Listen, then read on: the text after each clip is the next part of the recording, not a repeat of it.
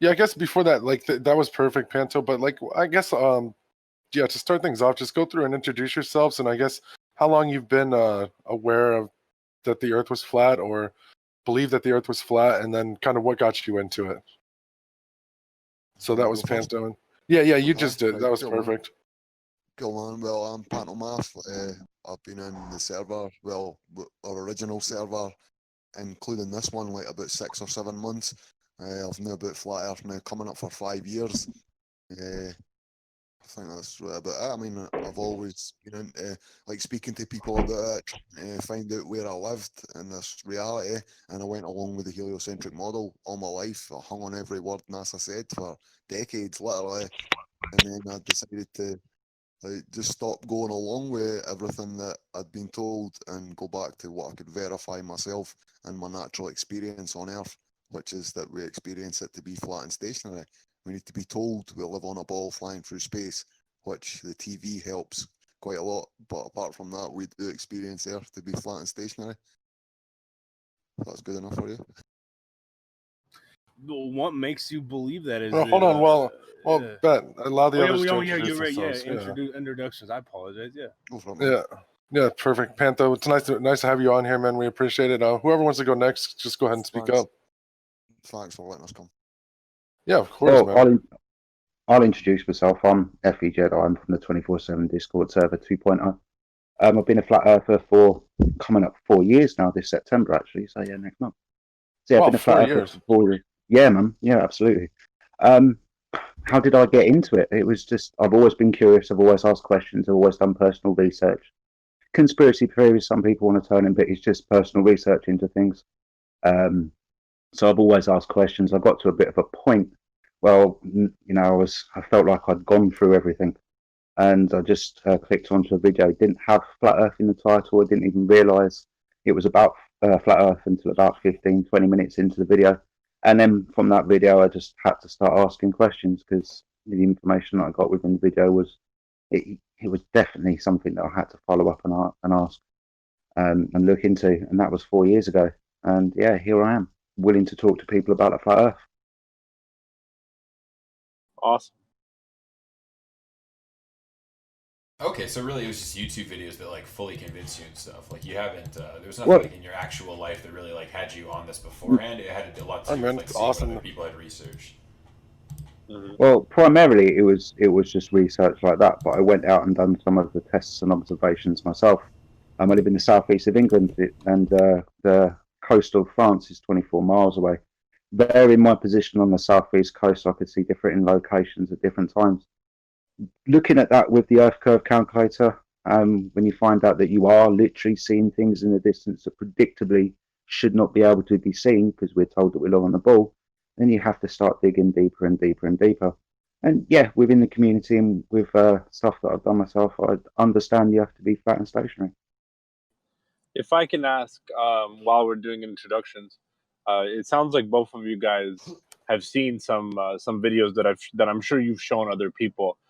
Please feel free to share them with us because I would love to see them myself. And I feel like if you guys, I'm sure that you guys have the permissions to post them in general chat or whatever chat. I obviously would love to take a look. So if you guys have 1 or 2 specific videos that, like the go-to ones that you say, that if somebody asks you like, which one would you recommend looking at? I would love to take a look at that one as well. Also, I just pulled up 2 more people who talk about this subject. Okay, well, Jose, you're the leader of the server, I believe, right? Like you're the Jedi. We're really happy to have you as well, Jedi. Appreciate it, man. And Jose, you're like the head, right? Like you run the 247 server. I'm not the leader. We're a whole community that we work together. I just happen to be an administrator because I'm pretty decent, like I guess making choices as an administrator maybe. But no, I'm not the leader. Like I see myself in the same position as everyone in here. Okay, awesome, man.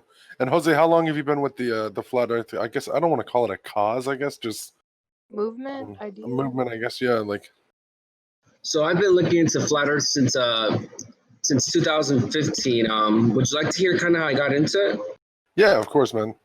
All right, so it was 2014 for me, and I was a big space nerd. I used to watch like Cosmos. I used to watch anything to do with space. You know, anything that with the word space in there or outer space or planets. I was watching it. So I used to watch all these shows, and I was on YouTube one day, and I seen this video that was made by this guy named what's his name? Sorry, I can't think of his name right now, but he made this video called The Principle, right? And it's a geocentric documentary, and it had a lot of high-level scientists in there, or astrophysicists, theoretical physicists. It had Michio Kaku, Lawrence Krauss, like all these very big names in these fields, right?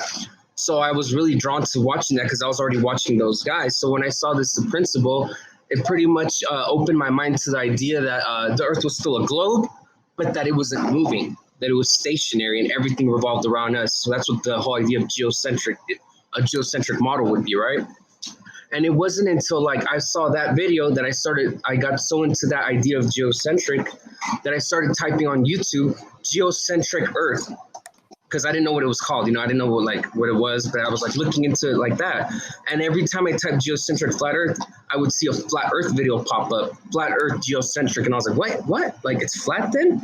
I was kind of confused because I didn't know geocentric meant like what it meant. I thought it meant like it just wasn't moving, but like I didn't know what the flat Earth was at the time. So I clicked on this video by Eric Dubé, that's my recommendation for anyone. It's a little bit buried because YouTube censors flat Earth now. I'll go and pull it up in a minute for you guys. But this is a video that kind of got me like with my eyes wide open into flat Earth. It's called The History of Flat Earth by Eric Dubé. And I saw that was the first video I saw. After that one led me to another video. And I literally went through like a couple of weeks of just going through these flat Earth videos. And it wasn't long before I was into this for like a month that I saw enough long distance observations that just sold me. There was things that were being seen that should not be able to be seen on a globe, and the only explanation that there was for the globe Earth is that it was like some type of mirage. And I've seen mirages, I know what mirages look like, and I'm like, that's not a mirage, that's actually there. Now I can agree that there's a thing called refraction that makes the image be a little bit distorted. The claim for that image to be loomed up, to be observed on like your field of view, right? It just doesn't make sense to me. And that was my first, my first steps to flat Earth. And now we're a little bit more advanced. There's a lot better proofs, which we'll get into in a little bit later. But yeah, that's my whole little story of flat Earth and how I got into it. I mean, awesome. We'd love to have you here, Jose. Yeah, and so I'm glad you guys are serious too. It's nice to be able to know that, like, I was worried that we were just going to get a bunch of trolls who were going to come in and just say some stupid bullshit. So it's nice to know that you're a reasonable human being and you're actually being. I mean, someone in the chat is like, this guy sounds legit. Like you actually. It's nice to know that we're not just like getting. We had a guy come in recently who was like pretending to be an incel and he just like went off on Kayla and it was just he was trolling. So we. You actually have the as well to back it up. Like you were space and like into researching scientists already, so that's actually really cool to know. Yeah. Well, I'll tell you something that's very interesting about flat earthers, at least in our community, in our Discord. I guarantee you that most of the people that go in there that believe in the globe don't know the globe, and I guarantee you that most of us know the globe in and out way better because we came from that side. Like we were actually nerds for the globe, Mm-hmm. So it's we're not retarded. Like you have to like I know flat earth sounds insane. Oh, we don't think you're retarded. No, I know. No, he's just. I'm just saying for people that believe that. Like, I'm not generalizing you guys, but like most people will go out and be like, flat earthers are retarded. Or I don't know if you've seen that late interview with Scott Kelly, the astronaut. They asked him, what do you have to say to flat earthers? And he says that he doesn't even deal with these people because they're special kinds of people. So like, there's that stigma of flat earthers being retarded. If I understand you guys don't feel that way, but the majority do. Okay. But see, I didn't know if I thought you guys were necessarily retarded or anything, but I thought like maybe it's a LARP. Like there's no way because it just sounds so bizarre and out there that it was a LARP, you know? Yeah, we get that a lot, buddy. We get that a lot. I was going to say. Yeah, quite a lot. I mean, the guys that you got here at the moment from the 24 Discord server, we speak to people all the time. Quite a lot of those people will come in, and their main aim is to troll and ridicule. Because it's the flat Earth, right? We're absolutely retarded and backwards, of course. So we get it. We do understand that. Have you guys seen like a rise in people joining and stuff since? I guess flat Earth you guys said that some of you guys have been involved for over 4 years. So I'm guessing, I mean, it's just now becoming like this mainstream, like kind of, I don't want to call it a meme, you know, but that's what the mainstream media and Reddits and things like that are spinning it to be. And so have you guys seen a lot of like an influx of joins since then? Yeah, I mean, again, just going back to the server, we have so many people joining on an hourly basis. We've just started a new one, the 2.0 from the 24/7 Flat Earth. But ultimately, yeah, we see it growing on a daily basis because we're live streaming as well. We have a lot of people bought in, and there's a lot of other Flat Earth content providers out there on YouTube and Facebook and Twitter and all of these places where you can see that the movement, whatever you want to call it, is definitely growing. Yeah, just to put that in. Sorry, go ahead. No, you go ahead. I was just going to say, just to put that in context, as Jedi just mentioned, we've got this new server. I think we started it last Friday, was it? Was it a week ago? Yeah, over the weekend. And there's more than 1,000 members already, so it's, you know. Wow. How many servers can get 1,000 members in a week? I think that's crazy, man. I think it's almost the Trump effect, right? Or the Streisand effect, where for every one person that comes into Radical, you have one person that comes in that says, "Oh, you know, I'm actually interested. You know, I'm glad I found out about this." So it's kind of like a growing effect. Yeah, and we've had loads of people. Sorry, go ahead, Joe. No, I just want to ask: is the goal of the server to educate, or is it more so just to have a discussion with people that are already believing, or are you like actively trying to I don't want to say convince, but I guess educate people and try to bring them in? You know, a little bit of both, really. I think our position is this. Like, this is the position of the server. What most of us say, when someone comes in, we're not here to convince you. We're here to present information that we came across. It is really up to you to research the information we're presenting and come to your own conclusion. That's our goal. Our goal isn't to indoctrinate people. Our goal isn't to like make you believers, because we're actually, Flat Earth is actually against that. Because in our position is that's where we are. That's why we are where we are. Because a lot of the stuff was indoctrinated to us through the school systems. Things were just taught as fact to us, never presented a different argument. So we've been indoctrinated in this worldview. So we're not going to do that. You know, we're not going to return it back and be like, oh, we're going to indoctrinate people in the Flat Earth. We're just presenting what we came across, and people are, eventually going to decide whether they've researched further into it and maybe figure out for themselves, or just not do anything with it. You know, it's really up to them. So I feel like, thank you for explaining that, but I feel like Flat Earth kind of really took off, especially here on the West Coast, when I believe the moment not too long ago when Tesla decided to launch the Roadster into space. And from that moment on, that was kind of when you were watching the chat that was going on, and you saw people say something about Flat Earth at least every other second as the video was going on. So I'm sure, I just wanted to ask you guys if you guys remember that moment, if you guys watched that video happen, and your take on it, because I specifically remember a moment, a very long moment for a couple minutes or possibly a half hour longer, where the feed legitimately cut out and you couldn't see anything. So I was curious if you guys remember that and your take on that whole experience. Yeah, I was one of the members in there actually trying to debate people. You might have seen me in there, who knows? But I was in that chat while I was live, and we were also trying to find things to deconstruct that whole video, like live. We actually have a couple members on our server that downloaded the original video, and we did some research, and it turns out that SpaceX did something really interesting on YouTube. They were able to go back and edit their live video, which is impossible for anyone to do on YouTube. So they did edit some stuff out, and we actually still have the original. We downloaded it like as it was published within a couple of minutes, and then like the next day later, they actually went back, kept their views, kept everything, but they re-edited a couple parts of it. I think they took like 7 seconds off of it, which is really interesting, because what kind of pull would SpaceX have to have with YouTube to be above every other YouTuber, and they can do something that no other YouTube can do? You know, it's something to question. Well, there's actually something interesting with the. I was looking into this before because I was looking into getting in some shares in SpaceX. Do you know the only way you can get shares in SpaceX? Does anyone know?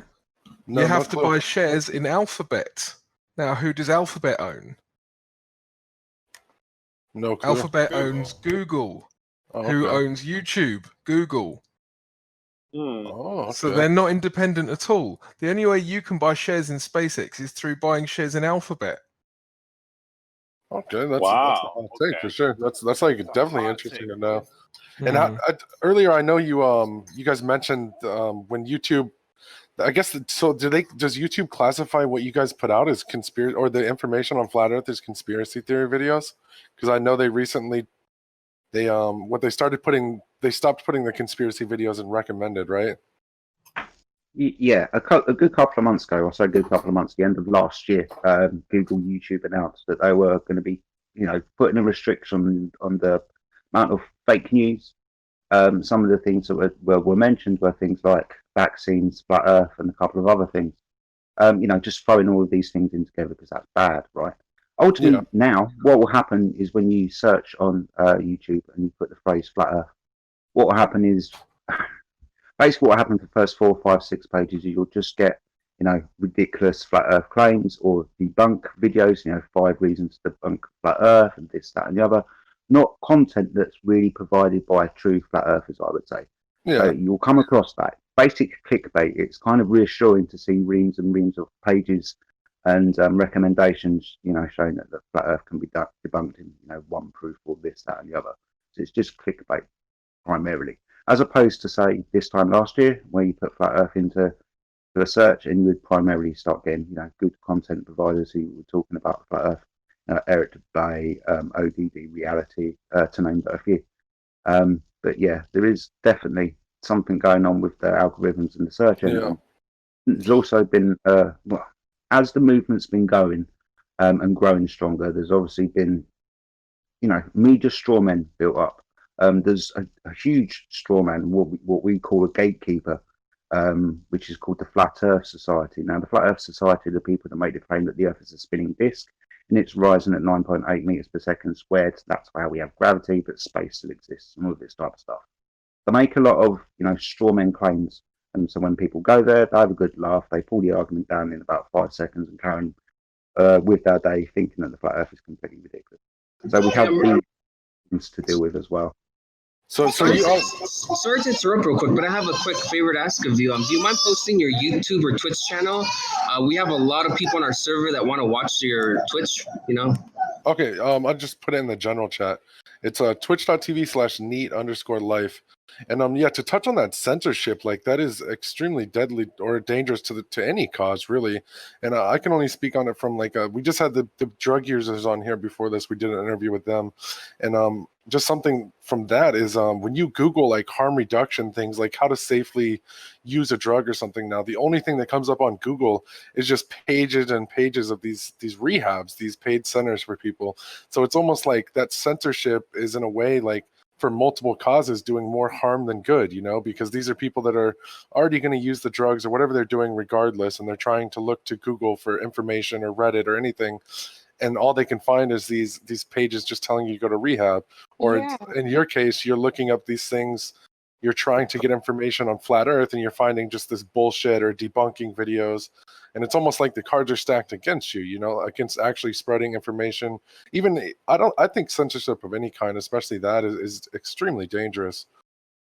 What's quite interesting is I was just looking up, because Jose recommended looking up Eric Dubay's History of the Flat Earth. Now, when you type in specifically with no other words, Eric Dubay, The History of Flat Earth, which is the name of the video, it's like the 8th or 9th link. Yeah. Every link above it is why history, why flat Earth is retarded. And then the next one is like explaining the flat Earth and brackets obviously debunking it. And then it's like video, and eventually you get to the exact thing you typed, and you just think, well, how is the algorithm giving me a bunch of stuff I didn't type way before the thing I typed? It's just an insane amount of censorship. And it's just happening so much now. It's like we're getting into that position where are these I don't want to call them outlets of information, just like search engines, like Google as a whole, are they getting into a position where they're kind of able to choose what you see now, where it's not this freedom of information that the internet should be, and it's more so people are getting indoctrinated, because even if they want to see something else, obviously you just said it, the first 8 results had nothing to do with what you actually wanted to see, and instead it was just information shitting on that. So it's almost like they're in a position now where they're choosing what is fact and what is reality, you know? See, the thing is, at the end of the day, I mean, I think most flat earthers would agree with me when I say this, is if they're hiding it, why don't they just prove it? Why don't they just prove the spinning ball? Why don't they just give us the empirical scientific evidence, which is something that we'll get into later? Why can't they just come out and give videos that just prove that the Earth is a ball? They can't do that. They have to pour storm. I just want to ask a question from the chat really quick. There's a question that just says, "What does the flat Earth even change about the world?" I guess I sort of on that page. Like, what does it change about, like, because I'll say like you want everyone to believe it. What if everyone does believe it? Like, what actually changes? Well, I can answer that real quick if you like. This is my opinion, by the way. My opinion is that it changes your whole worldview, because if you believe in the heliocentric model, you're going to have to believe in evolution. Evolution makes you believe that you came from a big bang and that, you know, we came from slime. And it kind of gives people a very atheistic, nihilistic worldview where nothing matters, YOLO, you only live once type of deal. So people are not interested in finding anything else because everything's been given to them. Now, what that would change, in my opinion, is if everyone knew that, you know, this place might be even created, it might give rise to the idea that this place has some intelligent design behind it. Now, that's one of the reasons why, you know, it would change. Another thing that would change would have to be just the structure, the way everything's ran, because if people are lying to us at the very top, that structure is going to have to change, right? It will. I see change coming if they ever get exposed. So there could be a lot of change, but if will your daily life change? Will you still go to work? Will you still have to do everything the same? Yes, of course. But at least you'll know the true reality of where you might live, you know? There's like a lot of crossover between Christianity and flat earthers as well. Like, I noticed you mentioned just intelligent design. Like, is that a big crossover or is that not a big crossover? I think it is. I'm not Christian, I'm not religious, but I definitely believe in intelligent design. But there happens to be a lot of Christians in Flat Earth because their book really supports an immovable stationary Earth with like pillars, dome over. You know, it makes a lot of sense, but I'm not religious and I don't really follow any religious texts. But I definitely do believe that there's some intelligent design to this nature of this world we live in. Yeah, I think. Can I add in? I think that the Sorry, go ahead, philosopher. But I want to add something after. I was gonna piggyback off of the religious, spiritual side of it, because it does bring in a lot of Christians, but it also brings a lot of other people from other religions, and it also opens up the idea of other religions and spiritualities as well. Like myself, I was Christian, but since the flat Earth has come about, I've looked into other religions and other spiritual texts and stuff that also teach a flat Earth, like Hinduism and Buddhism, Jainism. They all show that the Earth is flat in their religious texts as well. And I actually I now err more on the side of Hinduism than anything, but their flat Earth is called Brahmandala. That's the name of the Earth for them. It's like in Norse mythology, the Earth is called Midgard, but it's all still flat in all other religions. Sorry, go ahead, Crypto. I mean, you more or less said what I was going to say, but I'll just I'll answer the question a bit more directly. Is there a crossover between flat Earth and Christianity? I would say that that's not a wide enough question. Is there a crossover between believing in, say, a deistic or a theistic worldview and flat Earth? Yes. That's what I would say yes to. I wouldn't say yes to specifically Christianity. Myself, I'm a deist, and I think virtually all flat earthers are either deistic or theistic in some regard. Very, very few atheists, but I wouldn't say that there is a huge amount that are specifically Christian. If I could answer a little bit as well, back to the, you know, we get this asked on the Discord server, you know, what would they gain? Why would they lie? I mean, it's, where has this lie come from? We've kind of looked at a little bit of religion, the majority, if not all, of ancient cultures and religions to the flat Gotta space shout in the out earth. Faded Console. He's our only subscriber, so I gotta shout him out. He said, "I just woke up. I'm here." Shouts out to you, Faded Console. Much fucking Shouts love, out. boy. Sorry to interrupt you, but shouts out. Yo, is Mid IHC with you guys, by the way? Yes, he is. Yeah. Okay, do you guys want him up here? Yes, please. You Okay, guys awesome. are incredibly articulate for who I thought you were gonna be. Like, this is like, I'm kind of getting convinced. Like, you don't do this. No, so I'm glad that you guys came like so well prepared. It is nice. Yeah, like I said, I think a lot of us were worried that it was going to be just like some like YouTube, just be like, watch the YouTube video. The fact that you guys all have different perspectives as well is pretty fucking great. I'm not gonna lie. I'm interested how you connected it to fucking Norse mythology and like Buddhism and shit as well, though, because it's like part of me just goes like, is what about the picture of the blue dot or whatever? Like, is that not considered any evidence at all? It's like the stream of light with the blue dot, and it's supposed to be Earth floating in like the whatever the fuck. Like, No. Can I do this one? Sorry, I love talking about images. Because I try and bash this into people's heads all the time when they're like, we get these like really hardened globers come in, and it doesn't matter what you say to them, they just, there's no way that it's flat, sort of thing. And so I had this discussion yesterday with a couple of the guys, and they were basically making the argument that if you see something enough, then it becomes true. But then this is an argument I always say against it is, well, if I give you a picture of an orc from Lord of the Rings, do orcs exist in reality? Of course, you would say, well, no, it's just a film, right? And then, so then Jose gives you a picture of orcs, and then FE Jedi gives you a picture of orcs. At what point is us giving you pictures of orcs making orcs real? True. I mean, it's like, but part of me's just like, damn, like, because these scientific people, it's like so much of what they're doing has to do with the search of truth. I just feel like it's like, how meaningless is your job if all you like Carl Sagan, right? Like, I mean, it's like part of me that's like it's appealing to human nature, but part of me is just like, damn, boy, how do you have a whole career doing some shit that's just complete fucking lies and not just feel super not fulfilled? It's actors, man. But maybe he doesn't think it's a lie as well. I think this is the thing, is that we get this other question, which is, wouldn't look like tens of thousands of people have to be in on the lie? No, I think the vast majority. I mean, you guys believe that you live on a globe, and maybe some of you have never even really thought about it. You just thought, well, that's what I was taught, so it's probably true, whatever. And you even see that attitude manifesting in some of the questions, where like, how does it affect me? So it's an extension of that attitude of, yeah, it's probably a globe, who cares, whatever. So maybe Carl Sagan believed it. Who knows? But he is just a presenter of a TV show at the end of the day. I don't know what qualifications he's got, but someone like Bill Nye is an engineer. Like, what would he really know?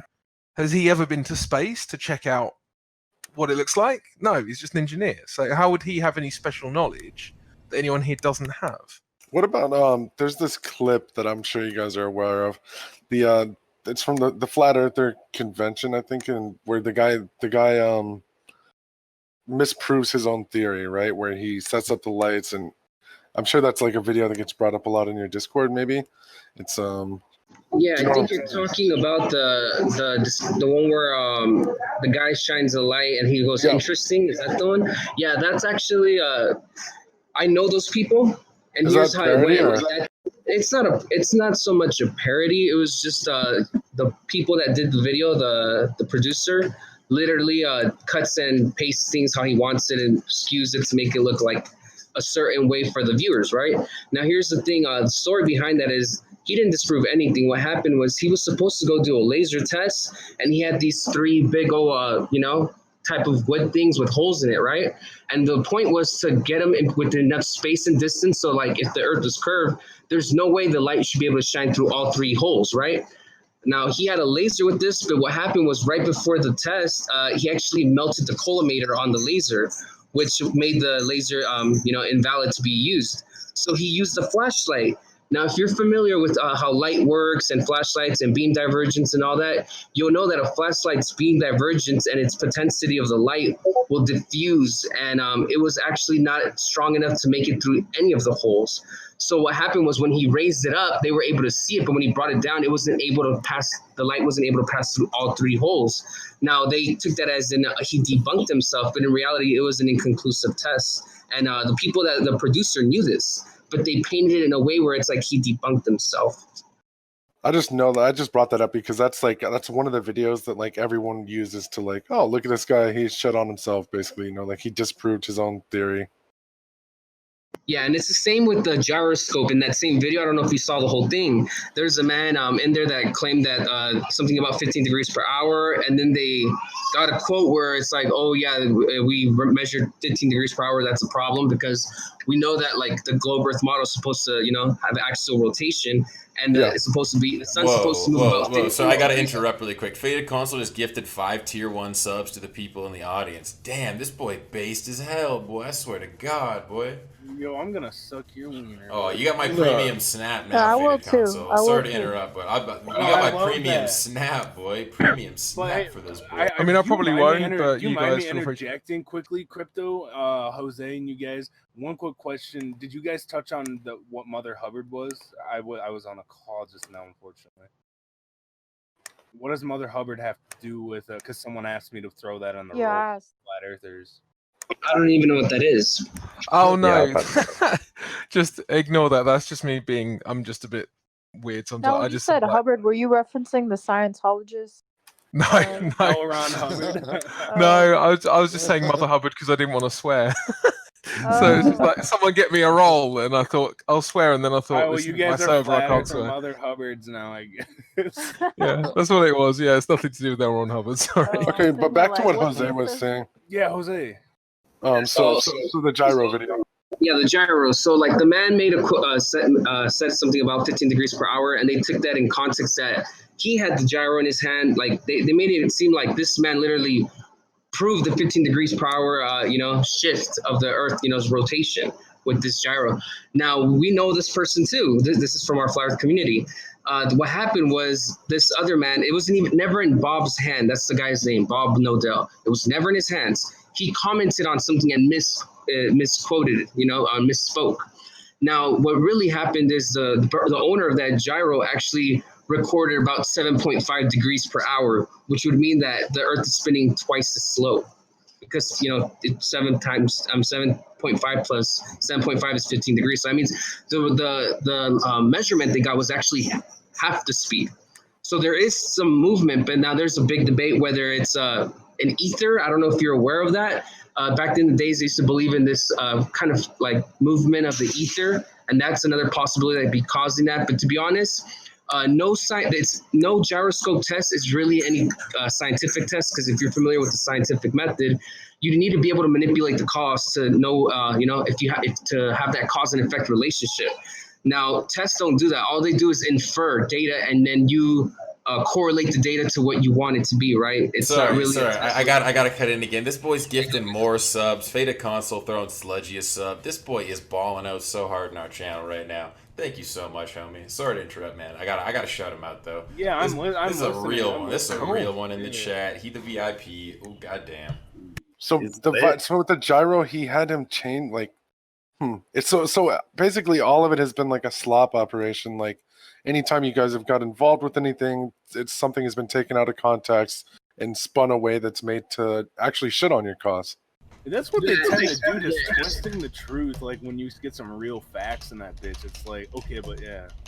Yeah, interesting enough, like anyone that's familiar with like the topic of like how gyroscopes work and all that, they will know that that video is complete garbage. But for an average viewer that isn't familiar with how gyroscope works or how like what 15 degrees per hour is to them, that's going to be like, wow, they debunked flat Earth, But it's the real people that actually are familiar with these instruments and how they work that can be like, that's bullshit, because no one's ever proved motion on the Earth. No one.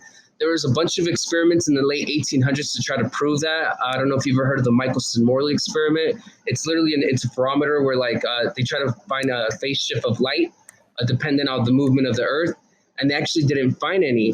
But what they did prove was the ether. But now then there was this big problem, because if the ether existed, then it proved that the Earth wasn't moving. So in the scientific community in the late 1800s, 1900s, they went with the path with, well, the Earth has to be moving, so the ether must not exist. So that's the position of mainstream science that they've taken. Now we have this theory called the general theory of relativity, and special relativity, which is what the mainstream science now, it evolved from like those tests, all these theories, Yeah, I just thought I wanted to add on to that just to make it crystal clear. This is what the theory was there to do, was to discard the ether. It doesn't just ignore it or hope it goes away. It philosophically discards the ether, which it has no proof. It has no proof. The test found the ether, and they went, "Nah, we'll just discard it. We'll just come up with a framework that doesn't include it." So it's literally ignoring the elephant in the room. So wouldn't this all get squashed if we could just fund a big ass spaceship to go up and be like, pop screenshot, got your ass? Like, isn't there a guy that does that tries to do that? Some dude in the chat said some I'm shit so about ignorant that. of me, but like Shaded that's console trying to fund a spaceship. Well, yeah, there's a guy named Mad Mike. I'm sure that's the guy you're talking about. That guy's a troll, right? Yeah, he launched stuff in a rocket and it went up to like 18,000 feet, which is not even higher than a plane. Yeah.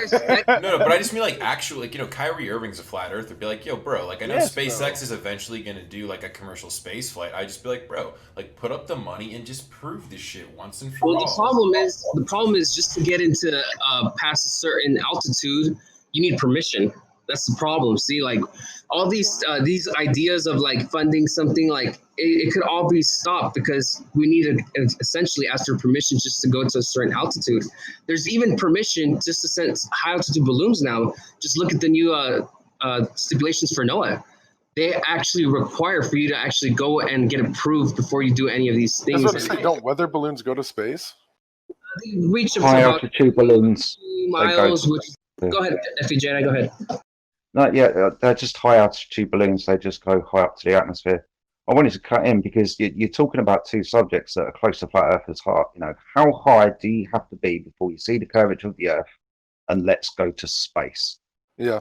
Ultimately, it doesn't matter how high you go. We've got high altitude balloon footage of 135,000 feet that show an eye level horizon and an Earth extending into the distance, no curvature to be seen. How high do you think you need to go? Ultimately, there are curve calculators out there. We're on the ball with definite dimensions. We can map the hell out of it and figure out the drop value between point A and point B. The thing is, you should be able to see curvature from the Earth, and a relative, using high-powered optical equipment, there should be a prediction of things you shouldn't be able to see because of that curve of the Earth. But ultimately, we can talk about space. Why would we need to go to space? What is space? It's this controlled place, right? It's a place where there's other planets, and the moon being a rock and the sun being some kind of nuclear furnace, and blah blah. I do have a question about that. What do you guys feel about other planets? Do they just not exist, or are they just in the sky? Right, yeah. So other planets, no. Other planets don't exist because this Earth isn't a planet. That cosmology that I told you about, like Mars being a planet due to being a super gas giant and the sun, like I said, being in that nuclear furnace, is absolute bollocks. It doesn't exist. What are they then? Because I literally just saw Saturn and Venus.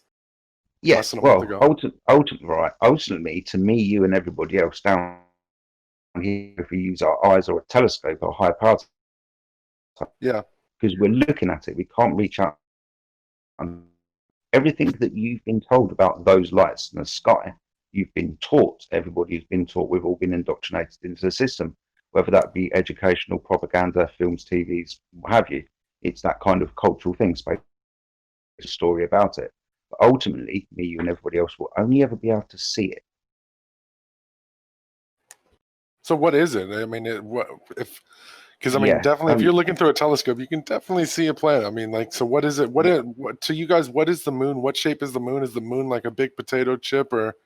Well, here's the thing. Like when it comes to what planets are, the moon. Like, no one's denying that we can't see them. Like, we're not like retarded, you know. We don't think like, oh, if I pull out a telescope right now in my backyard, I don't think the moon's there or the sun or the stars or the planets. No, we see everything the same as any other person.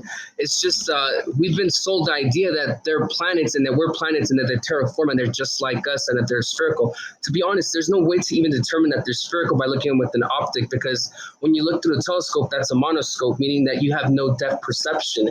That means you cannot perceive 3D, a 3D shape with one eye. You only see one side of it. Now, whether they're globe, sphere, flat, whatever shape they are, it doesn't really have no bearing, because in the flat Earth cosmology, it's not like the planets and the Earth are on space. This is going to be the part that probably makes you guys like hate flat Earth, you know, because this is the part that no, we wouldn't hate anyone. Well, this is the part that was hard for me to get to flat Earth, because space isn't what we've been taught. Like, everything is within the system, and those things that you observe in the sky are all within the system. They're not like trillions of billions of light years away. Now, planets, yeah, we refer to them as wandering stars, and that's what the ancients referred to them. Whether they're terra forma, whether they're just like Earth, that's actually a non sequitur fallacy, because we haven't proven this place to be a planet unless you believe in every NASA space agency that's been to space. If you believe in that, then I can understand why you would have that train of thought. But if you're coming from the perspective of like, hey, what have we proved on Earth? We haven't proven the Earth to be a planet or those things to be the X amount of distance that they claim they are. And we don't even know if they're terraforma, meaning you can't land on them. For all we know, it can just be a light in the sky, you know? Yeah. But I mean, when observed through a telescope, you can definitely see like surface on the moon. Like, so I guess what if we're not a sphere, is the moon a sphere? Or no? Or what do you guys? I want to know what you guys feel about what the moon is. Ultimately, when we're talking about what lights in the sky are, we don't know, and that's because none of us can go there and test it out. We can't go to the moon. We can't bring. So was the moon landing faked? Yeah, 100%. And right, I'm just going to add this, and I'll let everybody else jump in. Every single story you've been told about space, satellites, international space stations, moon landings, remote controlled cars on Mars. Pictures from outer planets from a satellite or a probe that's been slungshot around Mars through an asteroid field to give you pictures. All of these stories about space are not true, because space fundamentally can't exist. It breaks natural laws. You can't have gas pressure without a container, which within the heliocentric is exactly what we've got. We've got gas pressure, atmosphere here, uncontained from the vacuum of space. Second law of thermodynamics will dictate that busy energy, air pressure, atmosphere system will disperse into the space available. It's akin to constructing a vacuum chamber, opening the door and watching all the air rush in, because it's now uncontained. So what we've also got here is we're going to start going into a little bit of science, but what we've got is something that we can't demonstrate. In the heliocentric model, this spinning ball with atmosphere attached, you can't demonstrate your necessary antecedent for gas pressure. In every single demonstration, you require a container for gas pressure, whether it be in a tire, whether it be in your Coke can or just deodorant can, or whether it be in an oxygen tank that a scuba diver takes swimming. You need a container. Earlier I said you needed to construct the vacuum. Yeah, you need to contain one pressure from another. In the heliocentric model, we don't have a container, and we do not have a demonstration of the necessary antecedent, which would be gravity. So, just to touch back on the moon, I lived in Alaska, and you can literally see the tides like coming in and out, and just the massive effect they have on the Earth. What is a tide then? If or is that just another thing that you guys chalk up to? Oh, we don't know what it is. So, well, I love talking about the moon. I'll be happy to talk about the moon landings, but we can do the tides first if you want. Yes, please. Did you know? So you say you live in Alaska. I grew up by the sea as well. I'm sure a few other people here have as well. Obviously, tides are quite a significant part of how the seas and the oceans work. Yeah, very noticeable. Yeah, absolutely. Yeah, no doubt. There's parts of South Essex, where I'm originally from, North Kent as well, where you can literally walk from one county to another when the tide goes out. So yeah, that's how Alaska is. Yeah. It's crazy. Yeah. It's like literally an entire bay that had water in it will be a mud flat at that point. So yeah. So how does that compare to a Great Lake? Do Great Lakes have tides? The answer is, I think, no. When you look this up on Google, it will say they have like an inch of tide. I think because I also spend a lot of time in Michigan, and I do believe that the Great Lakes can be seen having tides there. But I mean, the whole reason that the tide works based on the moon is because the water has somewhere to go, whereas the Great Lake, where is it really moving? You know? Sure, but then this is the thing. You taking it back to a scientific perspective, the observations are very different, aren't they? So to give the same cause to two very different observations is, I mean, that's fallacious. You're not seeing the same thing. And, you know, without going into gravity, this is another problem with gravity. You have multiple observations chalked up to one single cause, and neither of them have an experiment that you can actually verify the cause of. The cause for, sorry. So, yeah, I don't want to go into all of that really, but it's interesting because you've got these huge tides on the oceans and the seas, and these barely noticeable tides that I actually think don't exist on Great Lakes. Now, when I say they don't exist, what I mean is that yes, weather can affect the lakes. There's other atmospheric effects, but the moon's gravity, which is or just gravity generally, which is considered the cause of tides, I think fundamentally doesn't match observation. All right, but so you, I can understand what you're saying. So, but what is the tide or anything like that? Like, so that's something like when I present you with the moon or the other planets, you can say, oh well, we can't touch them, we can't see them. There's no physical evidence, and I can accept that as an answer. But with the tide, that you guys just simply have no answer for that. Then and there's behind tide is physical evidence. Like the tide is clear. That's what I mean. Yeah, that's clear, physical, measurable evidence. Yeah, but was it measure? What is it evidence of? Was evidence of something gravitationally moving the water levels, because it's not that there's an increase in water, because we can't agree that matter is being created. There's only a set amount of water within the ocean, so it would have to be gravity moving it, because gravity is a set. Unless someone we know how water behaves physically, right? Like the way water fits into its container. So like how do we know for sure it's a mass like pulling it? But that's how gravity works according to our physics model. We know that it's no. But then there's a whole new can of worms if we're talking about gravity, I'm sure. But it's like that's why I didn't want to. But it's like, well, how does your physics model explain that? Because they can explain, I feel like, tides through our physics model quite well. Well, why are there why are there two tides per day if there's only one moon? In some places there are 6. Well, because the moon's on one side of the Earth and the other, so it's like it's. Well, I mean, because people that believe the Earth is a globe also believe it's tilted on an axis, so that explains that. Not really. You've got tides on opposite side of the supposed globe, and you're saying that the moon causes the tide. Well, which one is the moon causing, and what's causing the other one? Man, I smoke Reggie on the moon, boy. I swear. No. See, that's the thing, is that's the things that we don't know, and that's why we like to have you guys on here to like. Yeah. But I mean, but your only evidence is. I do have to keep it real with you. Like there is like an effect of what they say gravity from another mass to the liquids that pulled stuff. You know, if you'd let me finish. The thing is that's why like on these full moons and stuff, that the people with like bipolar tendencies, it's fucking with the fluids in their body, and like it's like shifting different things, and they fucking flip out. So like that's a big thing behind it too. But then I don't think any. Sorry, I've got to think. No, Bet's bipolar, by the way. So he's speaking from experience. That's fine. That's fine. I don't think any flat earther would deny that the moon has some kind of effect on the Earth. We just, it's just a lot of correlation. But how would it have that effect?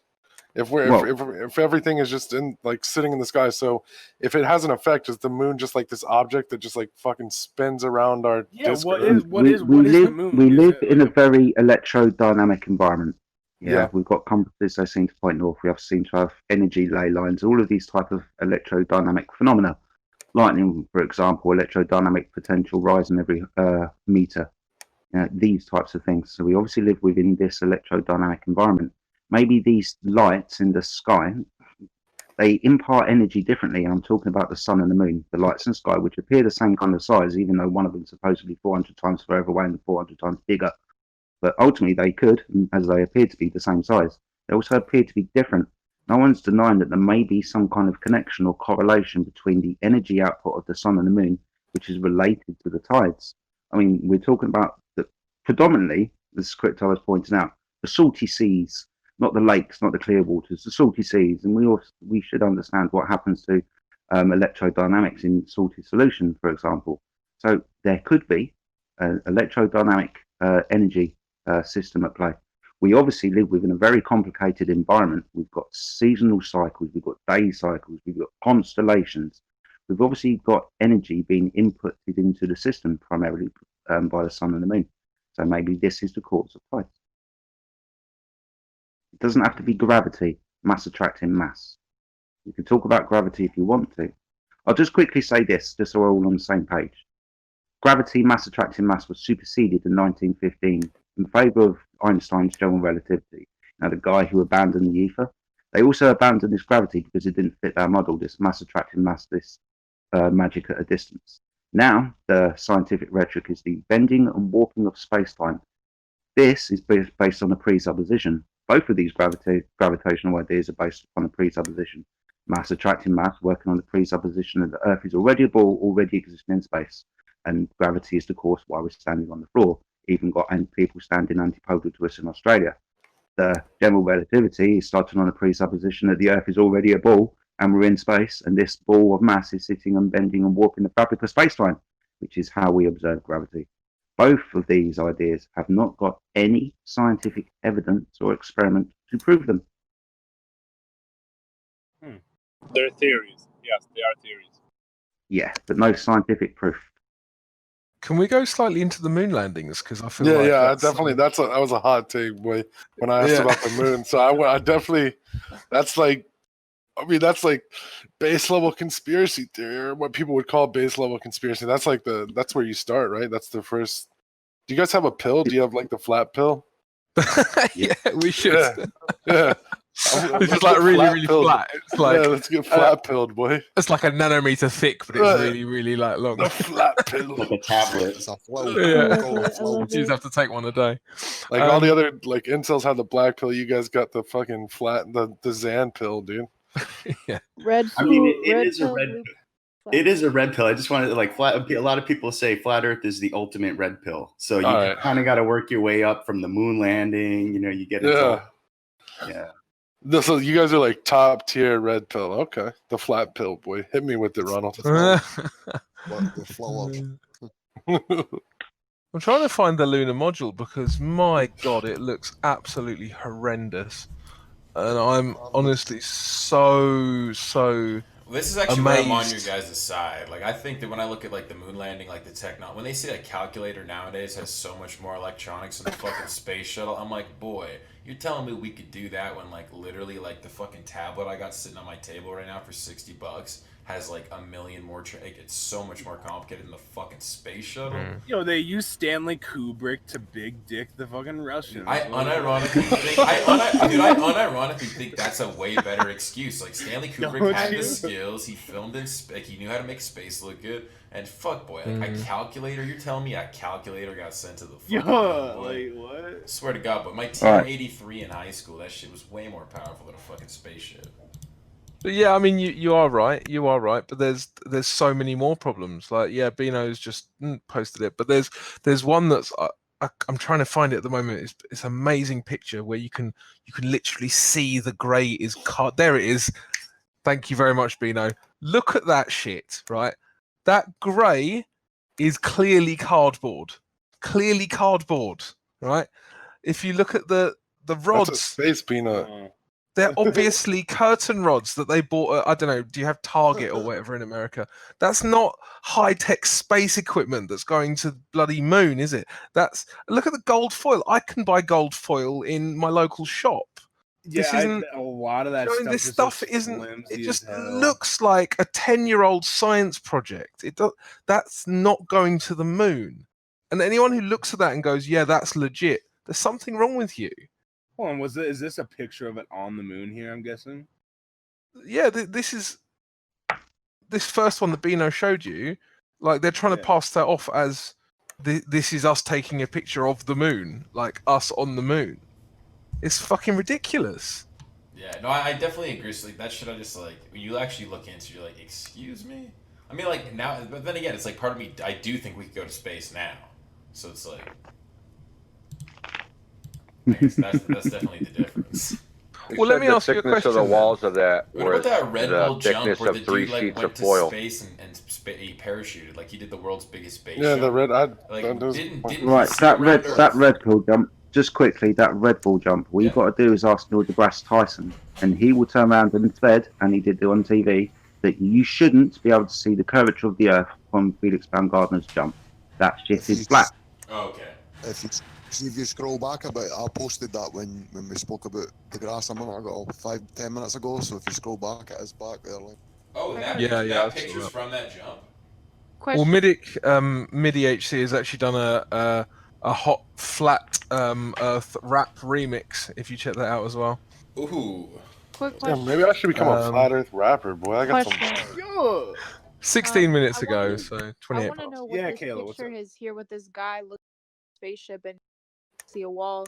Who is that? Is that picture edited? Like, can I get some detail on that? Bino? What picture? I think that's if you scroll up a little bit in general, it's right before the Red Bull jump gif. It's like a guy looking at a spaceship. Isn't that Stanley Kubrick? I don't think so. I don't think that's Stanley Kubrick. That's some that looks edited, boy. That's the guy that cooked my wife. I didn't know what that was. It looked realistic at all. Oh no, it's not the background. It was the moon landing a cuck story. Yes, bro. Yes. Yes. The moon landing was the final nail in the coffin. As long as they got everybody to believe that space existed and we were on a ball. Yeah. This lie about the Earth being, a ball hasn't really been going on that long. I think I'm getting flat pilled. We got some background. Warren Von Braun. Yo, Kayla, your mic actually sounds like you are sucking a fart out of a bendy straw. Holy shit! No, it's so. That's Von Braun. Yeah, of course. Did you guys already get a chance to talk about the sun? Because I'm really curious about your perspective on the sun and what is revolving around what in that scenario. Okay, well, the sun, like the moon, is revolving around and above the flat Earth. Yes. Now, the sun seems to revolve. It is smaller and local than what we've been told. So I don't know the size and I don't know the distance. But it appears to circle between the Tropic of Cancer and the Tropic of Capricorn throughout the year. This is how we get our seasonal cycles. So when it's circling the Tropic of Cancer in the north, it's obviously summer in the north because that's where the sun is closest to, and it's winter in the south. 6 months later, when the sun's across the equator and gone down to the Tropic of Capricorn, it's summer in the south and winter in the north. Obviously how we get our day and night cycles, because it's quite easy to understand moving a light is going to only shine a light on a certain portion of the surface you're shining it on. So the sun is moving, it only shines its light on the portion of the surface it's able to shine its light upon at any one time. So it goes around in a circle throughout the day and throughout the year constantly, and this is how we get our day and night and seasonal cycles. What it is, I don't know. Again, it's another light in the sky. It's intangible to us. We can't physically go there. We've been told a story about what it is. There's a little bit of pseudoscience to back that up. But ultimately, again, we don't know the size and we don't know the distance. But it's quite hard to understand the sun. We can just observe what it does. Okay. So going into that, the next question that I had, speaking of that, you kind of touched over it, is that there is really no climate change that much on the equator as opposed to the poles, if from a globe perspective. Yeah. So, obviously Antarctica, Arctic Circle, the cold side, and then you have tropical in the middle of what is considered a circular globe Earth. So in your case, how would you explain that climate difference between these locations?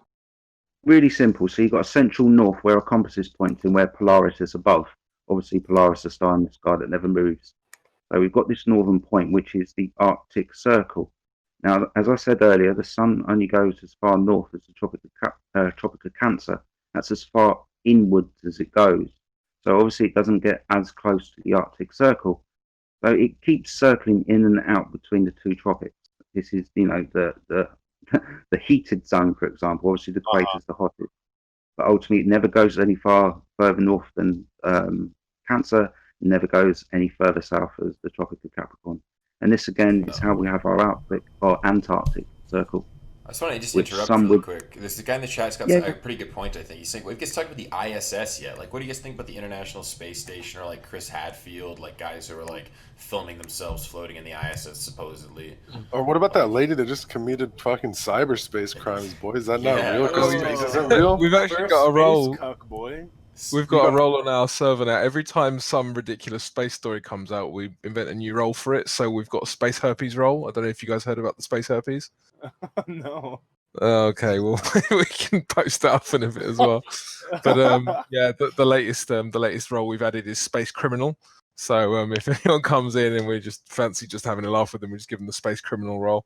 But I mean, fundamentally, these stories that they come out with from the ISS, they're to sell you the story of the ISS existing, right? So, do you guys know much about Hegel? No. Okay, well, I'll try and be as like basic. I don't know what your audience is normally like, so I don't want to be like going like deep into this stuff. But there's a sorry.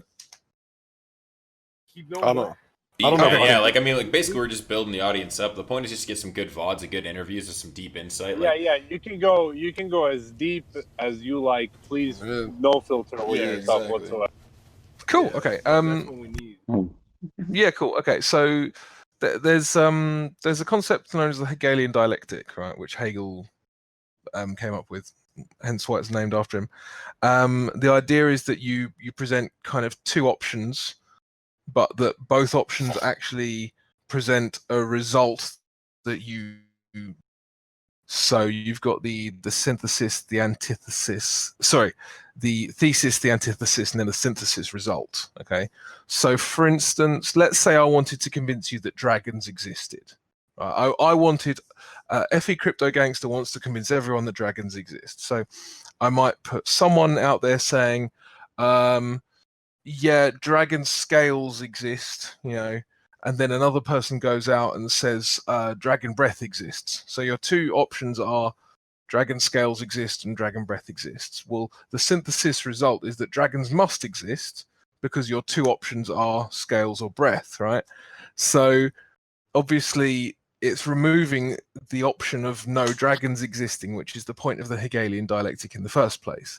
So you see this everywhere in politics, and you also see this in certain other concepts such as the flat Earth. You know, the moon landing is a Hegelian dialectic.